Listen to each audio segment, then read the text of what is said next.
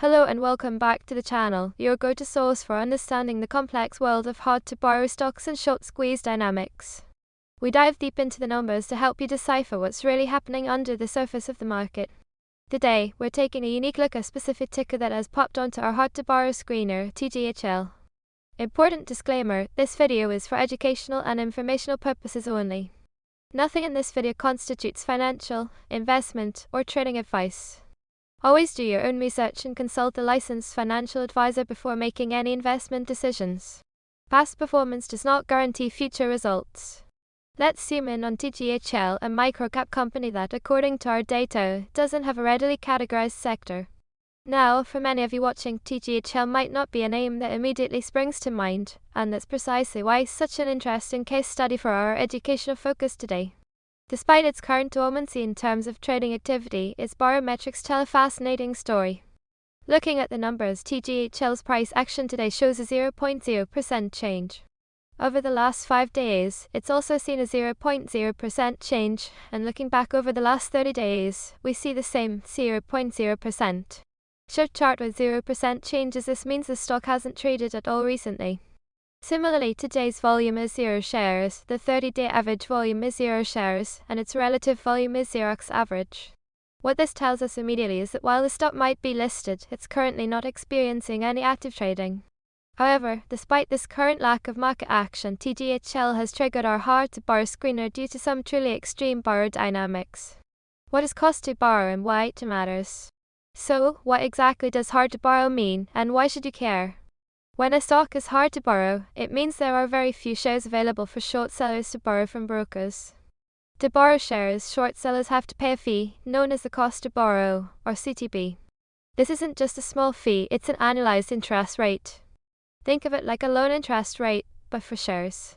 When CTB fees start to climb, especially above 100%, it signals that demand to short the stock is incredibly high relative to the supply of shares available to lend. A CTB of 773.1% annualized, like we're seeing with TGHL, is truly extraordinary. Highlights 773.1%. It means that for every share shorted, the short seller would theoretically pay over 773% of the share price in fees over a year just to maintain their short position. These high fees can become unsustainable for short sellers, creating immense pressure. Why this stock is hard to borrow right now. Let's drill down into TGHL's specific barometrics. The annualized cost to borrow fee is an astonishing 773.1%. Not only is it sky high, but the CTB momentum is also alarming. It's increased by 328 percentage points over the last 5 trading days. Highlight CTB momentum. This rapid increase suggests growing demand to short the stock, coupled with a shrinking supply of available shares. Speaking of supply, there are currently only 80 shares available to borrow for TGHL. Sure, 80 shares available now, compare that to the estimated float of 12.7 million shares. A mere 80 shares available to borrow against a float of 12.7 million is an incredibly tiny fraction.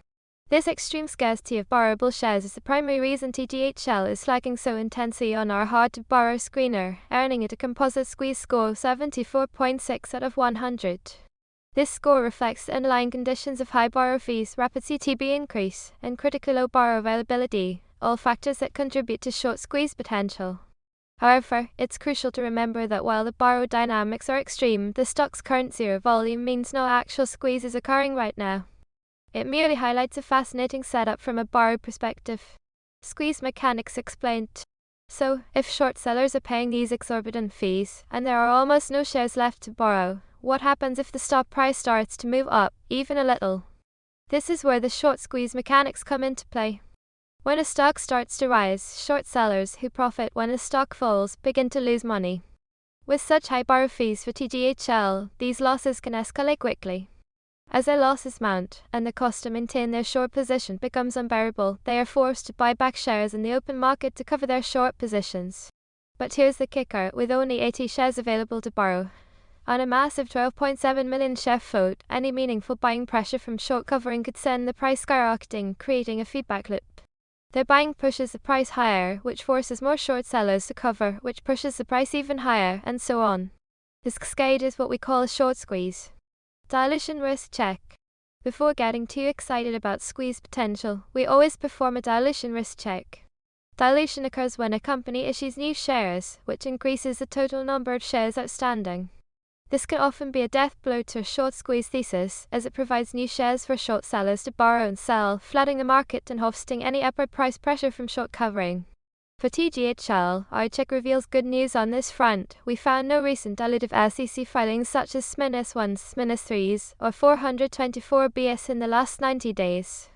We also found no recent reverse splits in our look-back window, which can sometimes precede dilutive events.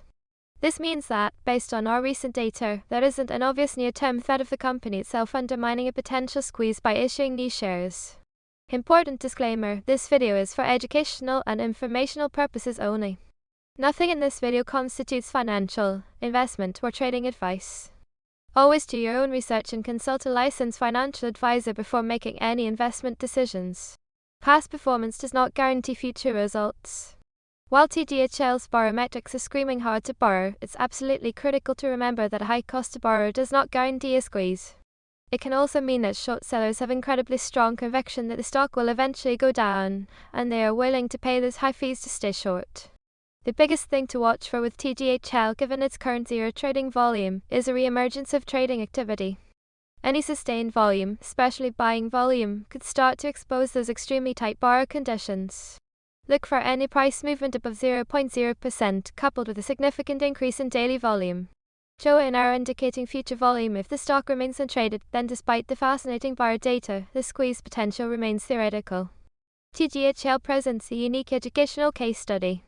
It's a micro-cap stock with no recent trading activity, yet its borrow metrics are off the charts, signaling extreme hard-to-borrow conditions and earning a high composite squeeze score of 74.6.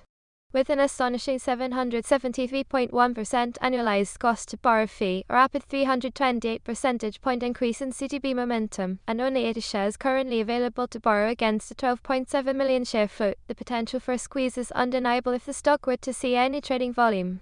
However, until we see that volume return, TGHL remains a fascinating example of how borrow metrics can paint a picture of underlying market conditions, even in a dormant stock. If you found this deep dive into TGHL's hard-to-borrow status insightful, please hit that like button, subscribe to the channel for more unique analyses, and let us know in the comments below what are your thoughts on stocks with extreme borrow metrics but no trading volume. We love hearing your questions and perspectives. Thanks for watching, and we'll see you in the next video.